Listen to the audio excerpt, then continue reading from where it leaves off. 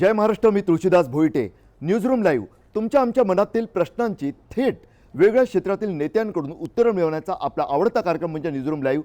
आज न्यूजरूम लाईव्हमध्ये नेहमीसारखा कोणी राजकारणी नाही आहे, समाजकारणी नाही आहे, एक वेगळा नेता आहे. नेता यासाठी म्हणतोय कारण ते नेतृत्व करतात या देशभरातील बँक कर्मचाऱ्यांचं, अधिकाऱ्यांचं. आणि सध्याच्या काळात जो कळीचा मुद्दा ठरला आहे कर्जमाफीचा, त्याचबरोबर कॉर्पोरेटला दिल्या जाणाऱ्या तुमच्या आमच्या कराच्या पैशातील बेलआउट पॅकेजचा, नेमकं त्याविषयी आपल्याला आज विश्वास उटगी बँक कर्मचाऱ्यांचे राष्ट्रीय नेते आणि त्याचबरोबर कर्मचाऱ्यांची जी कामगार आणि कर्मचाऱ्यांची एक समन्वय समिती आहे त्या समितीचे सुद्धा ते अध्यक्ष आहेत. त्यांच्याशी थेट आपल्याला संवाद साधायचा आहे. विश्वास उटगे यांचं नाव कामगार, कर्मचारी आणि त्याचबरोबर आता शेतकरी संप जो झाला त्यात सुद्धा समन्वय साधण्याचं काम सुद्धा ते करतात.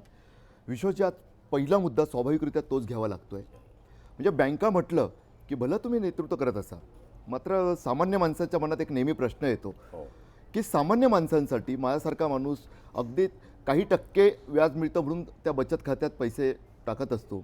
आणि अनेकदा मग वर्तमानपत्रात बातम्या येतात, तुम्हीसुद्धा बोलता, काही लाख कोटींचं बेलआउट पॅकेज उद्योगांना जाहीर केलं जातं.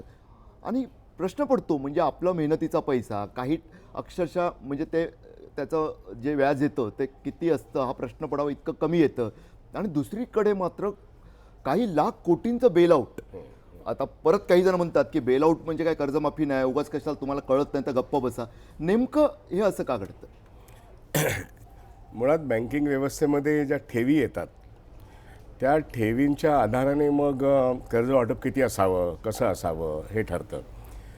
बँकिंग व्यवस्थेत ठेवी मोठ्या प्रमाणात येत आहेत आणि विशेष करून त्या राष्ट्रीयकृत बँकांमध्ये येतात. म्हणजे आता जर तुम्ही असं विषय बँकिंग उद्योगाचा जर घेतलात परीघ, तर 1/3 ठेवी ह्या खाजगी बँका आणि विदेशी बँका किंवा कोऑपरेटिव्ह बँकांकडे आहेत आणि 2/3 ठेवी या राष्ट्रीयकृत बँकांकडे आहेत. म्हणजे एवढ्या मोठ्या प्रमाणामध्ये लोकांचा म्हणजे ठेवीदारांचा विश्वास राष्ट्रीयकृत बँकांवर आहे. आता मगाशी तुम्ही व्याजदराचा प्रश्न विचारलात, तर व्याजदर ठरतं 25 वर्षापूर्वी 6% व्याजदर होतं, सरळ व्याज तुमच्या सेव्हिंगवरती, म्हणजे सेव्हिंग खात्यावरती 6% होतं.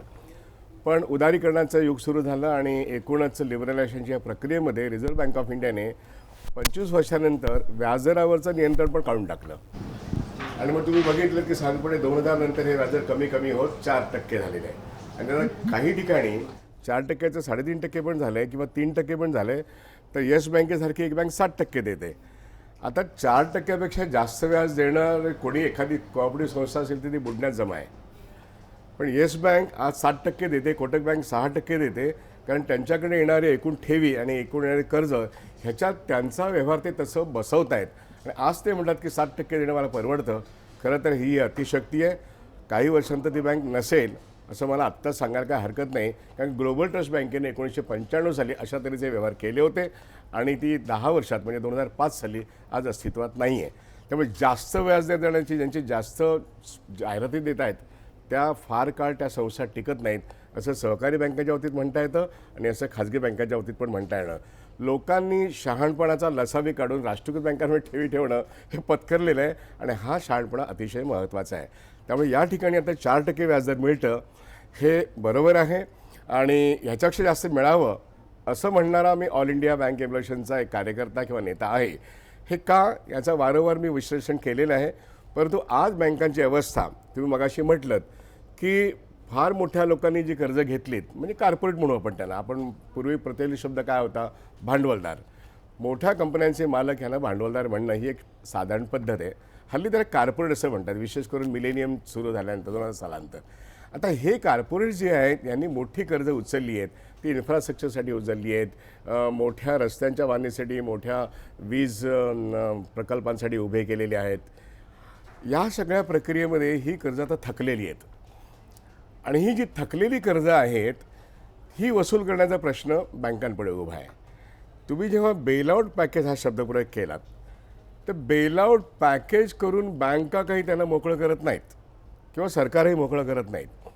पण परिस्थिती अशी निर्माण झालेली आहे की जी कॉर्पोरेट कंपन्या आहेत त्या कर्ज परत करत नाहीत, परंतु त्यांनी अशा काही सरकारला निवडून दिलेलं आहे की जे त्यांची काळजी घेत आहे. आणि मग रिझर्व्ह बँक ऑफ इंडियाकडून विविध धोरणात्मक जे काही ज्याला आपण म्हणू परिपत्रकं येतात त्याच्यामध्ये आता आज माझं नॉन परफॉर्मिंग असेट एक विशिष्ट माझा खातं आहे, नॉन परफॉर्मिंग असेट दाखवायला पाहिजे. म्हणजे माझं थकीत कर्ज 90 दिवसानंतर थकीत दाखवायला पाहिजे.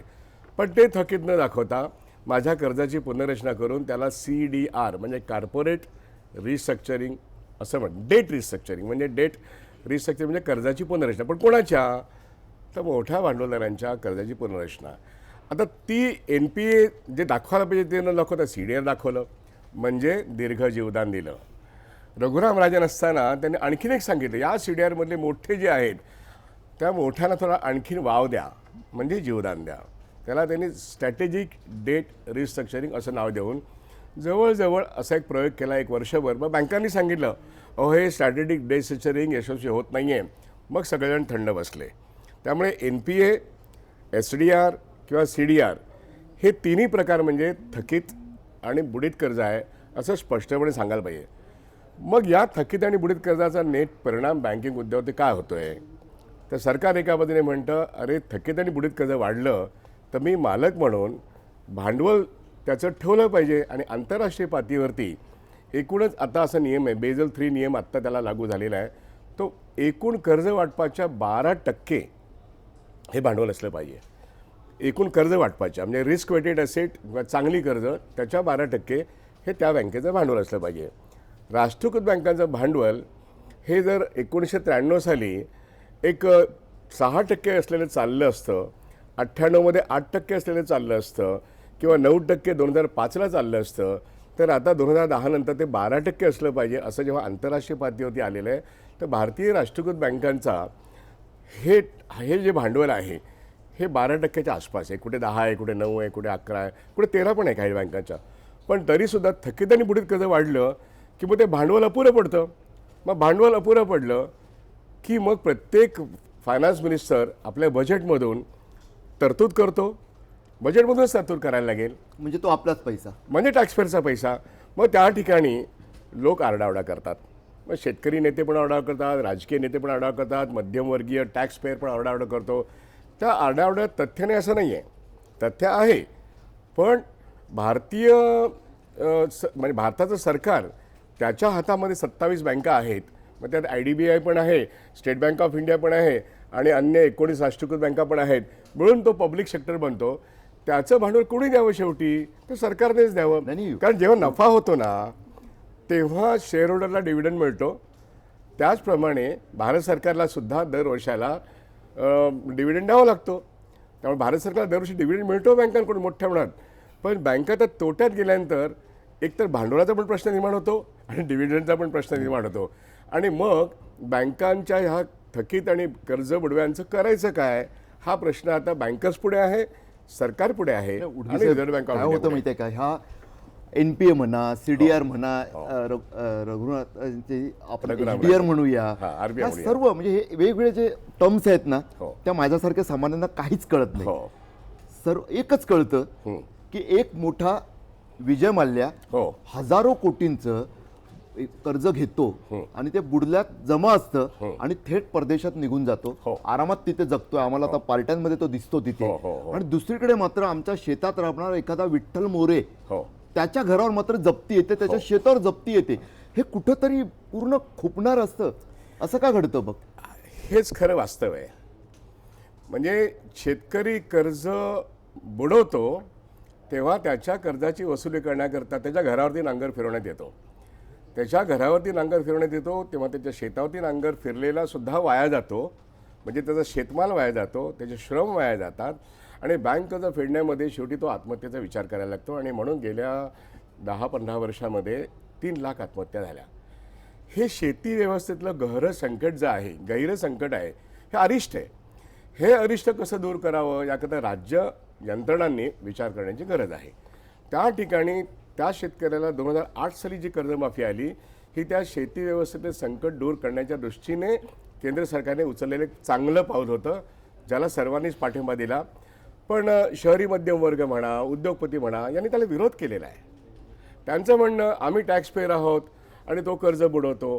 पण मग तिथे तुमचा मुद्दा, तोच माझा पण मुद्दा आहे, तो कर्ज फेडू शकत नाही शेतकरी कारण का त्याची कर्ज करण्याची ऐपत नाही म्हणून तो आत्महत्येला प्रवृत्त होतो. वेळेस विजय मल्ल्या आत्महत्या नाही करत ना. किंवा असे 7,000 मोठे भांडवलदार आहेत ज्यांनी कर्ज बुडवलेली आहेत ज्याचा टक्का भयंकर मोठा आहे ते कोणी आत्महत्या करत नाहीत ना, ते उलट बँकाच बुडवत आहेत आणि देश बुडवत आहेत. या ठिकाणी मुद्दा आहे. मग त्यांच्या कर्जाची वसुली करण्याच्याऐवजी त्यांच्या कर्ज परतफेडीला दीर्घ मुदत देणं हे सरकार करतं, हे रिझर्व्ह बँक करतं. आणि शेतकऱ्यांच्या बाबतीमध्ये त्याने कर्ज फेडलंच पाहिजे असा आग्रह राज्य सरकार आणि केंद्र सरकार करतं. त्या ठिकाणी समाज म्हणून विचार करण्याची गरज आहे की बँकांनी त्या ठिकाणी शेतकऱ्यांच्या बाबतीमध्ये एक वेगळी भूमिका घेतली पाहिजे. ती 2008 साली चांगली घेतली आणि पुन्हा एकदा अशी परिस्थिती निर्माण झालेली आहे की तेव्हा थोड्या आत्महत्या कमी झाल्या, पण पुन्हा आत्महत्या वाढल्यानंतर ओला दुष्काळ, सुका दुष्काळ किंवा बियाण्यांची कमतरता, आधीचं कर्ज फेडलं नाही म्हणून पुन्हा कर्ज घेतलं, ते परत फेडता येत नाही, पुन्हा आत्महत्या वाढल्या. मग त्या ठिकाणी एक सामाजिक जो काही संकटाचा प्रश्न आहे त्याच्यावरती लक्ष देण्याकरता पुन्हा एकदा कर्जमाफी हा महत्त्वाचा मुद्दा आहे. मग त्या ठिकाणी विजय मल्ल्या जर देशाला लुबाडून जात असेल तर त्या मुसक्या बनण्याची हिंमत सरकारने दाखवली का, हा एक नंबरचा मुद्दा. तो नाही दाखवलं. पण शेतकऱ्याच्या बाबतीमध्ये अजूनही मी अभ्यासच करतो असं म्हणणं हे निव्वळ दुतोंडीपणाचं आहे, खोटेपणाचं आहे. सर त्याला जोडून पुढचा प्रश्न आहे, विजय मूल्य कर्ज बुडवतो हा पुढचा भाग.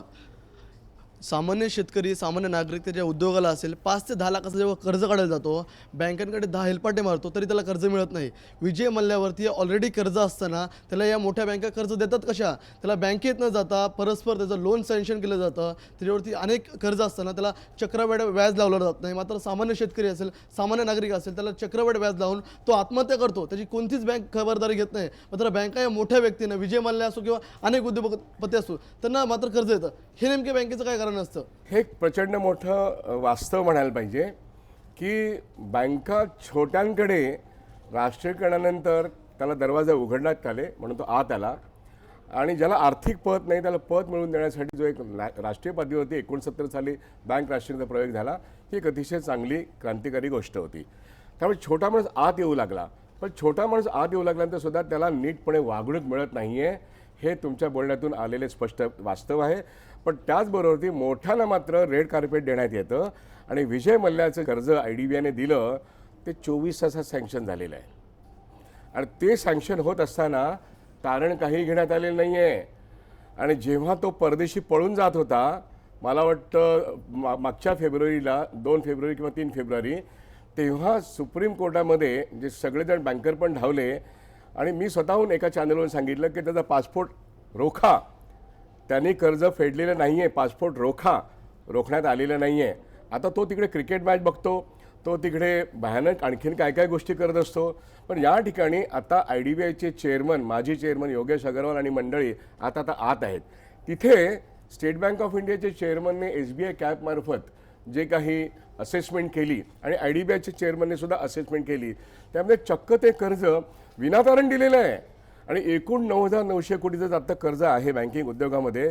त्याचं एकूण तारण जर बघितलं फक्त 220 कोटीची त्याची मालमत्ता, एक मुंबईचा ते ऑफिस आणि पणजीचा बंगला, एकूण त्याची व्हॅल्युएशन SBI कॅपने केलेली आणि बाकीच्यांनी पण केली 220 कोटी आहे. बाकीचं सगळं कर्ज हे विनातारण आहे आणि म्हणून ते थकवलं जातंय.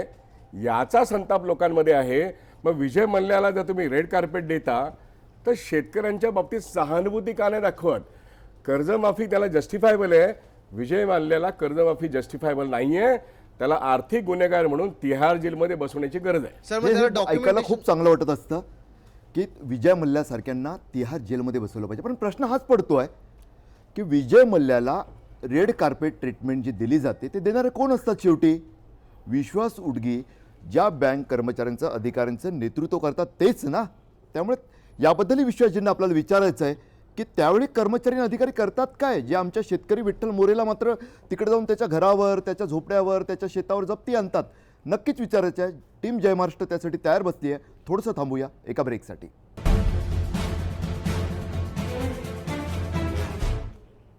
एक फरार झालेला, फरारच म्हणावं लागेल आता, कारण मस्तपैकी ते लंडनमध्ये ऐश करतात आहे, सामान्यांच्या भाषेत सांगायचं तर विजय मल्ल्यासाठी एक रेड कार्पेट ट्रीटमेंट आणि आपल्या शेतकरी, सामान्य शेतकरी विठ्ठल मोरेसाठी मात्र वेगळी ट्रीटमेंट. म्हणजे वेगळी म्हणजे कशी, भयावह अशी की त्याची हिंमतच झाली नाही पाहिजे पुन्हा कधी बँकेच्या दारात जायची, त्याला सावकाराकडेच जावं लागलं पाहिजे अशी जणू काही व्यवस्था. उडगी साहेब, तुम्ही खूप चांगला लढा देता बँक कर्मचाऱ्यांच्या हक्कासाठी, अधिकाऱ्यांसाठी. देशभर तुमचं नेतृत्व मानलं जातं. पण हे करणारी शेवटी बँकेचे मॅनेजर असतात. दरवेळी काय थेट वरूनच आदेश येतात, राजकारणी दोषी असतात असं काही म्हणता येत नाही. हे अधिकारी आणि कर्मचारी असं का वागतात? काही गोष्टी मी स्पष्ट करू इच्छितो.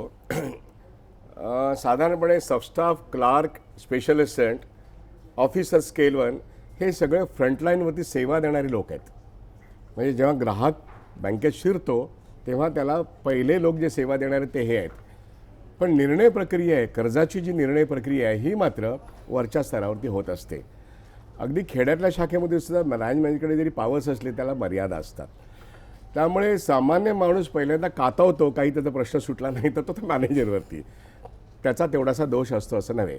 हां, सेव्हिंगच्या प्रश्नामध्ये, फिक्स्ड डिपॉझिटच्या प्रश्नामध्ये काही प्रश्न असले तर त्याला तुम्ही नक्कीच विचारलं पाहिजे, त्याला खडसावून पण विचारायला काही हरकत नाही. आणि तिथे ग्राहक सेवा जर नीट नसेल तर ग्राहकाला तक्रार करण्याचा पूर्ण अधिकार आहे आणि तो न्याय्य अधिकार आहे. त्यामुळे तिथे लोकांनी कचरून जाता कामा नये, हा पहिला भाग. पण ग्राहकांसाठी योग्य सेवा देणंसुद्धा त्या फ्रंटलाईन जो आहे, अधिकारी म्हणा किंवा स्पेशल असिस्टंट म्हणा किंवा क्लार्क, यांची जबाबदारी. हे पहिलं मी स्पष्ट करतो. आणि मी हेही स्पष्ट करतो की खाजगी बँकांची सेवा फार उत्कृष्ट आहे आणि राष्ट्रीयकृत बँका आणि सहकारी बँकेची सेवा कमी आहे अशातला भाग नसून हा एक सार्वत्रिक प्रकार आहे. आणि जर NIBMचा जर रिपोर्ट काढून बघितला तर राष्ट्रीयकृत बँकेची सेवा कंपॅरेटिव्हली नक्कीच, चांगली आपण आता त्यावर उत्तर आहे. नंतर पण माझा मुद्दा असा थेट मुद्द्यावर की मूळ मुद्दा असा की मोठे जे निर्णय आहेत म्हणजे मोठ्यांचे कर्ज, हा निर्णय खालच्या स्तरावर बिलकुल होत नाही. एक लक्षात घ्या, साधारणपणे 100 कोटीचं जरी कर्ज असलं तरी तो निर्णय क्रेडिट अप्रुव्हल कमिटी, म्हणजे याच्यामध्ये deputy general manager, ED, chairman यांची क्रेडिट अप्रुव्हल कमिटी आहे किंवा मॅनेजमेंट कमिटी आहे, त्याची नावं अशी आहेत. इथेच फक्त ती अप्रूव्ह होतात. ते खालून रेकमेंड होत असतील, निर्णय खालून होत नाही. निर्णय क्रेडिट अप्रुव्हल कमिटी म्हणजे मुख्य कार्यालयामधली एक मुख्य कमिटी दर 15 दिवसाने हे निर्णय मोठ्या कर्ज प्रकरणांची करत असते. आता हे निर्णय तिथे झाल्यानंतर त्याचं एक्झिक्युशन करणं हे खालच्या स्तरावरती अधिकाऱ्यावरती येतं. आणि जेव्हा ते कर्ज थकतं तेव्हा त्यांना बळीचा बकरा बनवण्यात येतं. असं चित्र आज समोर आलं गेले 10-15 वर्ष. आणि मग तुमचा जो रोष आहे सामान्य माणसाचा की हे बँकवाले करतात काय, हा जो मुद्दा तुमचा आहे, हे बँकवाले करतात काय, तर कोणते बँकवाले? त्यामुळे संचालक मंडळामधलं एक वरिष्ठ स्तर, मॅनेजमेंटमधलं एक वरिष्ठ स्तर हा जर आहे मोठ्या कर्जाकरता जबाबदार, तर त्यांची अकाउंटेबिलिटी ही फार महत्त्वाची आहे. आणि आज जर बघितलं तर एकूण जर 100 रुपये जर थकले असतील तर त्यातले 70 रुपये किंवा 72 रुपये हे मोठ्या भांडवलदारांचे थकलेत की ज्याचा निर्णय वरतून झाला आहे. म्हणून मग अशी मी निर्णय घेतला, IDBIचे चेअरमन योगेश अग्रवालनी किंगफिशरला कर्ज दिलं आणि ते थकलेलं आहे म्हणून तेच जबाबदार आहेत. मग त्या ठिकाणी विश्वासउटगी जबाबदार असू शकत नाही. विश्वासउटगीच्या संघटनेने त्या ठिकाणी एक फार मोठे संप वर्षाकडे 5-5 केलेत, ज्याकरता ठेवीदारांना चांगला न्याय मिळावा हे पण म्हणून केलेलं आहे. शेतकऱ्यांना कर्ज वाटप झालं आहे म्हणून सुद्धा मागणी केली आहे. ती 4% व्याजदराने कर्ज वाटप झालं आहे म्हणून सुद्धा मागणी केलेली आहे. आणि मोठ्यांची कर्ज बुडवी थांबवून ते कठोर हाताने वसूल झाले पाहिजेत म्हणून आर्थिक गुन्हेगारांना एक जरब बसणारा कायदा करा अशीही मागणी केली आहे. आणि असंही म्हटलेलं आहे की नॉन परफॉर्मिंग असेट करणारे जे मोठे कर्जबाजारी आहेत म्हणजे कॉर्पोरेट्स, यांना कर्ज घेऊन जाणीवपूर्वक परत न केल्याचं इंडियन पिनल कोडमध्ये कॉग्निजिबल ऑफेन्स हा नोंद करावा असं म्हटलं, म्हणजे फौजदारी गुन्हा नोंद करावा असं म्हटलंय. हे कोणी म्हटलंय? हे फक्त ऑल इंडिया बँक एम्प्लॉईज नक्कीच. असोसिएशन. सर पण माझा एक असा मुद्दा आहे की एखाद्या सर्वसामान्याचा एक EMI जरी चुकला हजार रुपयांचा, काही 10,000 रुपयांचा असेल किंवा काही, तर त्याला सतत फोन कॉल केले जातात किंवा त्याच्या घरी वसुलीसाठी पाठवलं जातं काही काळाने.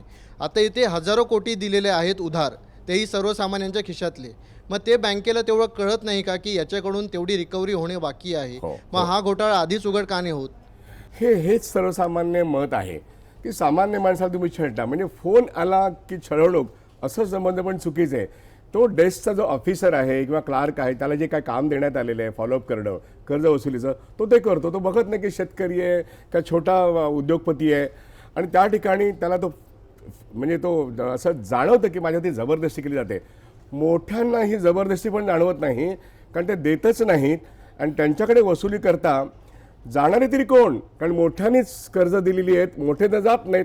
खालचा जाऊन विजय मल्ल्याकडे वसुलीच करू शकत नाही. तुम्हाला मी सांगतो, विजय मल्ल्याच्या ऑफिसमध्ये म्हणजे जनरल मॅनेजरच्या खालच्या माणसाला प्रवेश पण नव्हता, इतका तो उद्दाम असा आहे. पण ही गोष्ट विजय मल्ल्याचीच का? सर्व मोठ्या कॉर्पोरेट्सकडे मोठे चेअरमन आणि जनरल मॅनेजर पण जात नाहीत, ही आजची रोकडी वस्तुस्थिती आहे. आणि मग तुम्हाला असं वाटतं त्याला तुम्ही हैराण करत नाहीत, मला मात्र हैराण करता, ही तुमची भावना बरोबर आहे, ही तुमची भावना बरोबर आहे. आपण विचार करतो ना की जर माझ्या खिशातला पैसा जर बुडण्यात निघतोय तर मी टॅक्स का भरावा, आणि टॅक्स भरतोय मी माझ्या इन्कम मधला. मग त्यानंतर सरकार जे वेगवेगळे कर लावतात, आता जीएसटीच्या खाली नावाखाली एक टॅक्स लागतोय, तर जीएसटी पण मी द्यायचा आणि माझ्या सोर्स ऑफ इन्कम मधून पण मी टॅक्स द्यायचा. मग मी तो का म्हणून द्यायचा जर माझे पैसे जर असे घोटाळ्याच्या रूपात बुडवले जाणार आहेत तेवढे हजारो कोटी. हीच ती संकल्पना आहे की सामान्य माणूस कम्पेअर करत जातो. आता ते कम्पॅरिझन बरोबर आहे का, तुलना बरोबर आहे का, तर माझं म्हणणं टॅक्स ज्याला लागू आहे त्याने टॅक्स भरावा. आपण सगळे नागरिक जर टॅक्स पेअर असू तर आपण टॅक्स भरला पाहिजे. किंबहुना असं म्हटलं पाहिजे आपण की माझ्याकडून तुम्ही जो टॅक्स वसूल करता तो मोठ्यांची टॅक्स देण्याची क्षमता कमी आहे, तर जगभर टॅक्स देण्याची म्हणजे पर्सेंटेज आहे ना, स्वीडनमध्ये 72% घेतात, अमेरिकेतसुद्धा जवळपास 50% घेतात. सगळ्या युरोपीय देशांमध्ये 50 ते 70% हा टॅक्सचा रेट आहे. आपल्या देशात कॉर्पोरेट्सना 30% कर होता मागच्या, आणि त्याच्या मागच्या बजेटमध्ये तो 25% करण्यात आला. तुम्ही रेजिस्ट केलात का हो? तुम्ही त्याचा विरोध केलात का? तुमचा जो टॅक्स रेट बसला त्याच्याविरुद्ध तुम्ही आरडाओरडा केलात, पण तुम्ही मोठ्यानं मोठे कर लावा हे म्हणण्याकरता रस्त्यावर आलात का? सुशिक्षितांनी जोपर्यंत स्वतःच्या भोवती विचार करण्याचं सोडून आपल्याला खरोखर कोण लुटतंय, म्हणून मी तुम्हाला म्हणतोय की गेल्या 10 वर्षामध्ये साधारणपणे 17.5 लाख कोटी रुपये कर चुकवेगिरी मोठ्या भांडवलदारांनी केली आहे, आणि जवळजवळ 16 लाख कोटी कर्ज बुडवेगिरी मोठ्या भांडवलदारांनी केली आहे. याच्यावर तर सुशिक्षित मध्यमवर्ग बोलतच नाही आहे. तो स्वतःला 4 रुपये टॅक्स जास्त द्यायला लागल्यानंतर तो आरडाओरडा करतोय. आणि शेतकऱ्याला तर व्हॉइसच नाही. शेतकऱ्याविषयी कोण बोलणार? शेतकऱ्यांविषयी तर कोणी बोलत नाही. म्हणून मी बँकवाला म्हणून मला अर्थकारण कळतं, म्हणून मी शेतकऱ्यांविषयी बोलतोय, मी तुमच्याविषयी पण बोलतोय, आणि मी बँकवाल्यांना वरच्या लेवलच्या चोऱ्या तुम्ही करतायत म्हणून केवळ बॉरोरलाच अटकवू नका, तर मोठ्या बँकरला सुद्धा अटकवा. चीनमध्ये 3 मोठ्या बँकरना फाशी देण्यात आली आणि मोठ्या कर्ज बुडवणाऱ्यांना विमान प्रवास बंद करण्यात आलेला आहे. त्यांना सांगण्यात आले विमान प्रवास बंद, तुम्ही ट्रेनने जा जोपर्यंत तुम्ही कर्ज फेटत नाही. तुम्हाला हे पण सांगतो की पाकिस्तानमध्ये तो शत्रू राष्ट्र आहे, पण कर्ज बुडवणाऱ्यांना तिकडे इलेक्शनला उभं राहता येत नाही. आम्ही ऑल इंडिया बँकेपासून अशी मागणी केली की भारतातले सगळे कर बुडवे आणि कर्ज बुडवे यांना इलेक्शनमध्ये उभं राहायला परवानगी देऊ नका. पीपल्स रिप्रेझेंटेशन ॲक्ट म्हणजे इलेक्शन कमिशनला आम्ही विनंती केली की तुम्ही यांना परवानगीच देऊ नका. हे सगळे चोर लुचक्के जे कर्ज बुडवणे कर बुडवे आहेत हे इलेक्शनला उभे कसे राहतात आणि हे परत निवडून येतात, हा पुढचा विनोद आहे. त्यामुळे आपण सगळे सुशिक्षित लोक आणि सगळे म्हणून मतदान करतो आणि या सगळ्यांना पार्लमेंटमध्ये पाठवतो, आणि आपलं पार्लमेंट आज नाही म्हटलं तरी 50% लोक कर्ज बुडवे आणि कर चुकवे यांनी भरलेलं आहे. काय करायचं त्याचं?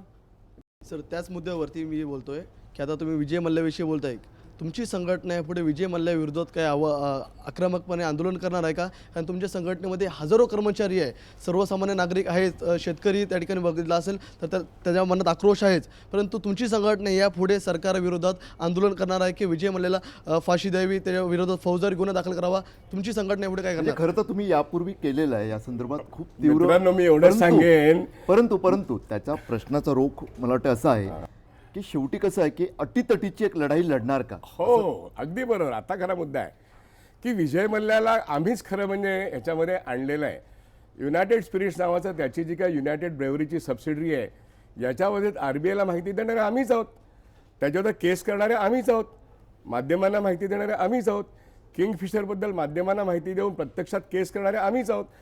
आणि प्रत्यक्षामध्ये गेल्या 5 वर्षात प्रत्येक संपामध्ये या सगळ्या कर्ज बुडव्यांची कर्ज वसुली झाली पाहिजे हे सांगणारे आम्ही संप करणारे लोक आहोत.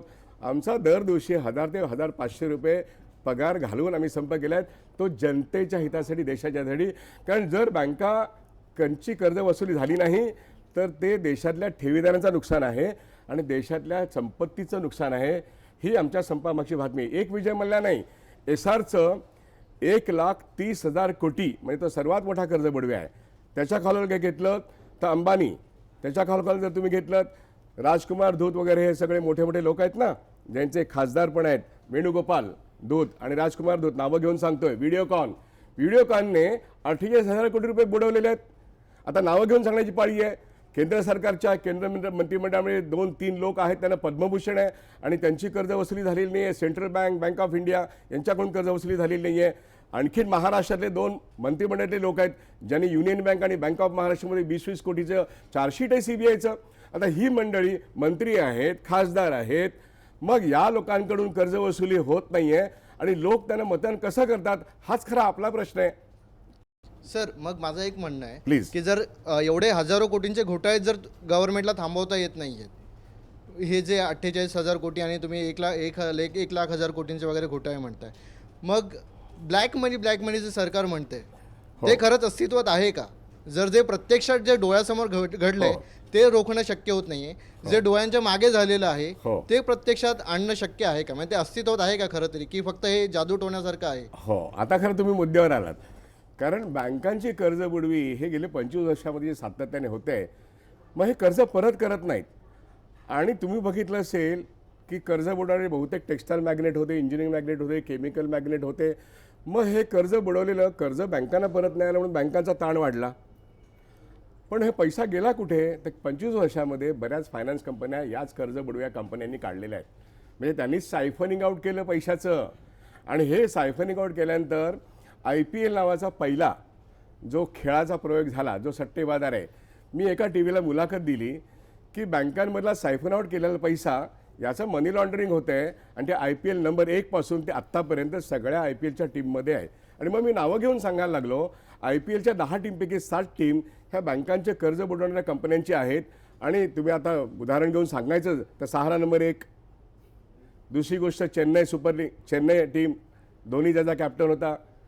तिसरी तुम्ही जर बघितलं पुष्कर, म्हणजे ती कोचिनची टीम आली आणि गेली, त्याच्यामध्ये सुनंदा पुष्करचे पैसे होते आणि खासदार तिचा नवरा हा पण होता. ती कोचिनची टीम, ती मनी लॉन्ड्रिंगचा गेम आहे हा.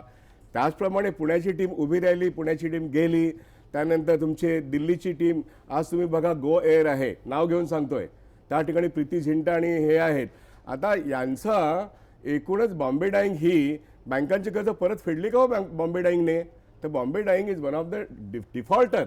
त्याचप्रमाणे पॅरामाउंट एअरलाईन्स होती, बरोबर आहे, किंगफिशर एअरलाईन्सची टीम, किंगफिशर स्वतः डिफॉल्टर आहे की नाही? किंगफिशर हा लबाड आहे. मग त्याच्या किंगफिशरची टीम आज या ठिकाणी IPLमध्ये खेळते. मग बँकर्सना आणि या देशाच्या सरकारला या टीममध्ये हस्तक्षेप करता येतो की नाही? त्यामुळे युनायटेड ब्रुवरीज आहे, युनायटेड स्पिरिट्स आहे, किंगफिशर केवळ बुडली पण ते 2 जिवंत आहेत ना आणि ह्याची टीम खेळते ना. मग सरकारने युनायटेड ब्रुवरीज का आउट ऑफ द वे जाऊन ऑर्डिनन्स काढून ताब्यात घेऊ नये?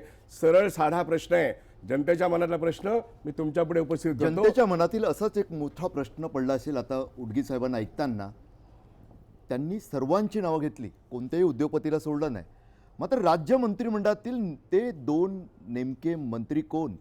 मला खात्री आहे की जय महाराष्ट्राचा न्यूजरूमचा ब्रेक नंतरचा भाग अख्खं मंत्रिमंडळ पाहिल. थोडंसं ब्रेकसाठी थांबूया.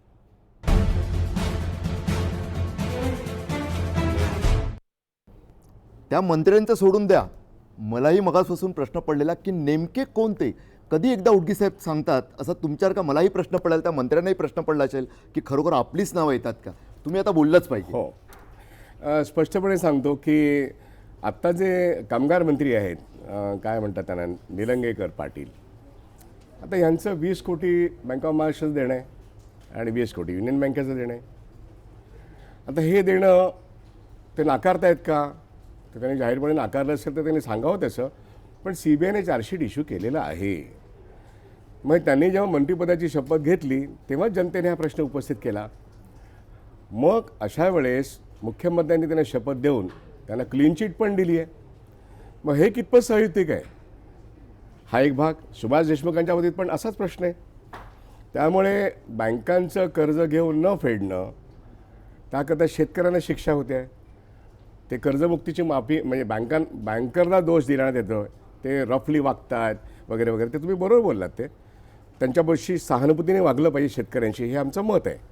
आणि कर्जमुक्ती झाली पाहिजे हे पण आमचं मत आहे. पण मोठ्यांनी स्वतःचीच कर्जमुक्ती करून घेतलेली आणि सांगितलं ते मंत्रिपदं पण त्यांनी मिळवलेली आहेत. खरोखर गंभीर आहे. आणि जनतेच्या दृष्टीने हा प्रश्न महत्त्वाचा आहे.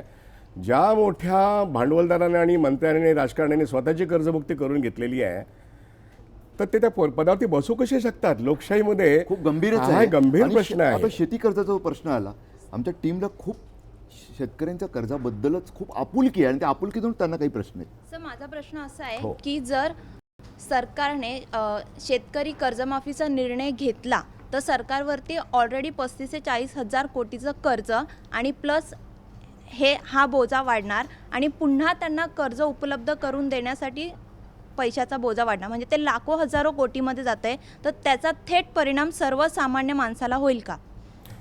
एकूणच कर्ज किती आहे शेतकऱ्यांचं याच्याविषयी सरकारनेच केलेलं विधान आहे आणि ते विधान आपण ग्राह्य धरूया की 30,500 कोटी हे एकूण शेतकऱ्यांचं आउटस्टँडिंग कर्ज आहे.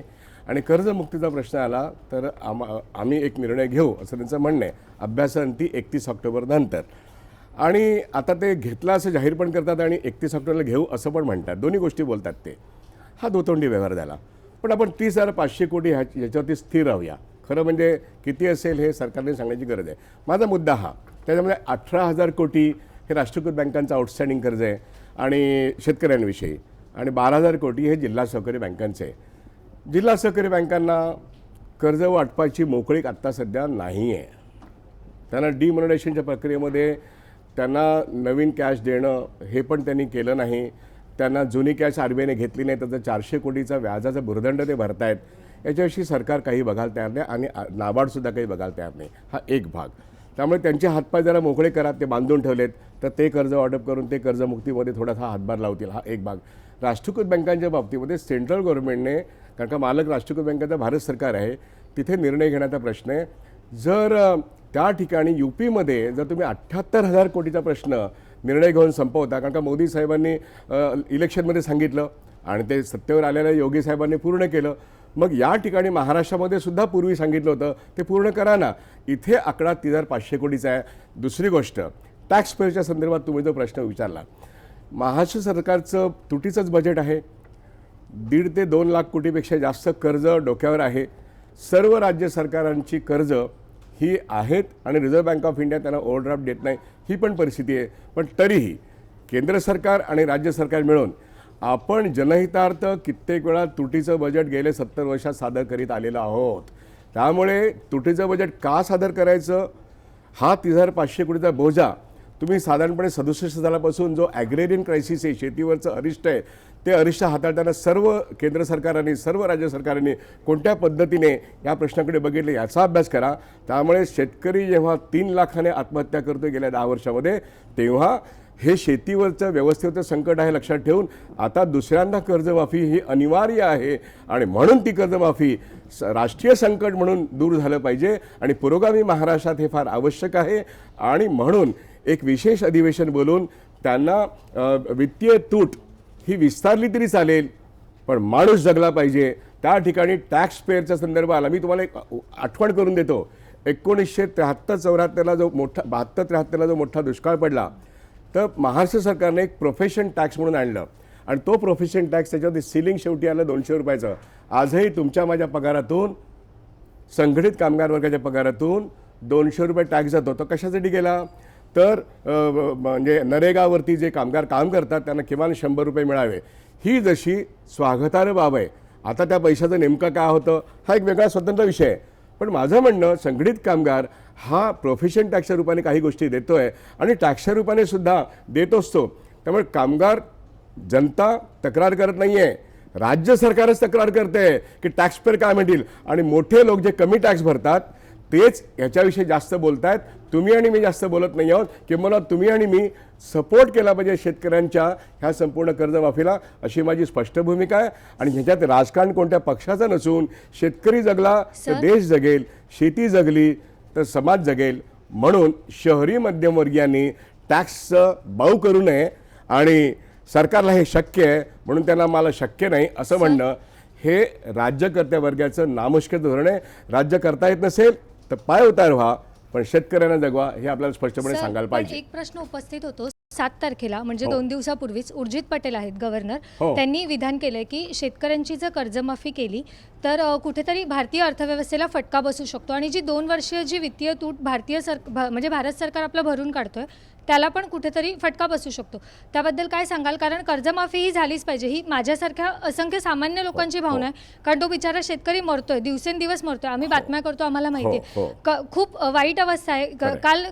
कालची गोष्ट आहे, 4 दिवसात 10 शेतकऱ्यांनी आत्महत्या केल्यात. जर त्यालाच कर्जमाफी आपण देऊ शकलो नाही, माझ्यासारख्या टॅक्सपेअरने किंवा आमच्यासारख्या टॅक्सपेअरने करायचं तरी काय?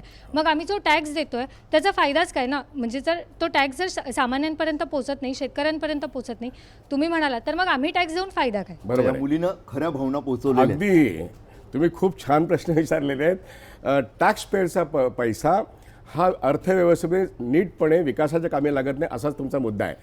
पहिली गोष्ट मी स्वच्छ करतो, बँकिंग म्हणून किंवा अर्थशास्त्र म्हणून वित्तीय बेशिस्त टाळली गेली पाहिजे. कुठलंही कर्ज दिलं तर ते परत आलं पाहिजे, हा नियम आहे. पण आपण अपवाद का करतो? त्या शेतकऱ्याची आजची जी काही शेती व्यवस्थेतलं संकट लक्षात घ्या ना. शेती व्यवस्थेतलं संकट लक्षात घेऊन आपल्याला अपवाद करता आला पाहिजे. मग त्या ठिकाणी बँकर म्हणून, रिझर्व्ह बँक ऑफ इंडियाचे रेग्युलेटर म्हणून त्यांनी तारतम्य दाखवायला पाहिजे. अरुंधती भट्टाचार्याने तारतम्य दाखवायला पाहिजे. तुम्ही तुमचं पांडित्य जरा बाजूला ठेवून इथे तुम्ही राजकारण करताय सत्ताधाऱ्या पक्षाच्या बाजूने, आणि त्या ठिकाणी तुम्ही सांगता की वित्तीय बेशिस्त होईल. होय, नॉर्मली हे बरोबर आहे, दिलेलं कर्ज परत यायला पाहिजे. पण कोणत्या संदर्भात शेतकरी आत्महत्या करतोय हे लक्षात घेता 2008ला आपण कर्जमाफी दिली आणि आताही देणं आवश्यक आहे. ही सामाजिक आणि राष्ट्रीय परिस्थिती लक्षात न घेता रिझर्व्ह बँक ऑफ इंडियाचे गव्हर्नर बोलू लागले किंवा एका बँकेच्या चेअरमन बोलू लागल्या, तर हे बुद्धिचातुर्य किंवा नियमांचं जे आहे ना, माझं म्हणणं ही विकृती आहे. समाजामध्ये बुद्धिजीवींची ही विकृती हाणून पाडली पाहिजे. जसं टॅक्सपेअरमुळे जग चालतं, असा आपल्या सगळ्या टॅक्सपेअरचा जो समज आहे ना, तसं नसून शेती व्यवस्थेमध्ये जरी टॅक्स लागला नाही, तर शेतीमध्ये उत्पादन आलं नाही, तर शेतकरी देश जगवतो हे लक्षात घ्या. आणि म्हणून आज जो जर संकटात असेल, तर बँकांचं राष्ट्रीयकरण ज्या शेती व्यवस्थेच्या उद्धारासाठी झालेलं आहे, त्या ठिकाणी बँकांनी प्रत्यक्ष कर्जमाफी करून सुद्धा आपल्याला शेती वाचवली पाहिजे ही भूमिका घेतली पाहिजे. आणि रिझर्व्ह बँक ऑफ इंडियाने पण घेतली पाहिजे. आणि किंबहुना प्रायोरिटी सेक्टरमध्ये 1969 साली जी निश्चिती करण्यात आली व्याख्या, त्याच्यामध्ये शेती आणि शेतीपूरक व्यवस्था याला 40% कर्ज दिली पाहिजे. हे जर ठरलं म्हणजे डायरेक्टेड क्रेडिट, आज reserve bank of India government directed क्रेडिटच्या विरोधात बोलतोय. अरुंधती भट्टाचार्य ते डायरेक्टेड क्रेडिटच्या विरोधात बोलत आहेत. आणि बँका राष्ट्रीयकृत आहेत, बँका खाजगी नाही आहेत. पण सरकारी बँकांमध्ये खाजगी बँकांसारखं बँकांचे चालक आणि मालक जर बोलायला लागले, तर त्यांचं शहाणपण जनतेने प्रश्न म्हणजे सवाल या निशाण बनवलं पाहिजे. आणि म्हणून बँका जनतेच्या आहेत, बँकांच्या चेअरमनच्या नाही आहेत. लोकांच्या ठेवी बँकात आहेत. म्हणून आपल्या ठेवीचं जतन कसं होतं, आपला पैसा कुठे वापरला जातो, टॅक्सपेअरनी आपला पैसा कुठे वापरला जातो, याकरता टॅक्सपेअर आणि ठेवीदारांनी सजग राहिलं पाहिजे. आणि त्याकरता हे जे बँकर्स बंद केबिनमध्ये बसून जे बोलतात, ते त्यांचं बुद्धिचातुर्य फक्त पुस्तकी आहे. प्रत्यक्षात देश आज संकटात आहे. 70% लोक ज्या शेतीवरती उपजीविका करतात, ती शेती जर आज संकटात आहे, तर बँकरनी आणि अर्थतज्ञांनी एका वेगळ्या पद्धतीने आजचं शेतीवरचं संकट दूर करण्याकरता डॉक्टर स्वामीनाथन कमिटीचा अहवाल पूर्णपणे अंमलात आणणं ही नितांत गरज आहे. ही केवळ मागणी नसून हे एक फार महत्त्वाचं धोरण आहे, जे UPA 1ने घेतलं. ते UPA 1ने घेतलं म्हणून त्यांचा धन्यवाद, पण ते इम्प्लिमेंट झालं नाही तर शेतकरी कोसळेल. म्हणून डॉक्टर स्वामीनाथन कमिटी शेतीच्या एकूणच अर्थव्यवस्थेमध्ये त्यांची जी काही भागीदारी आहे, उत्पादन वाढणं, उत्पादनाचा माल मिळणं आणि शेती व्यवस्थेचे अन्य प्रश्न, हे त्या स्वामीनाथन कमिटीचे महत्त्वाचे अंग आहेत. त्याच्यावरती आपण जास्त जोर दिला पाहिजे. प्रश्न अनेक आहेत, मात्र वेळेची मर्यादा ही पाळावीच लागते. त्यामुळे जय महाराष्ट्रच्या न्यूजरूम लाईव्हमध्ये इथंच थांबूया. तुम्ही पाहत राहा जय महाराष्ट्र.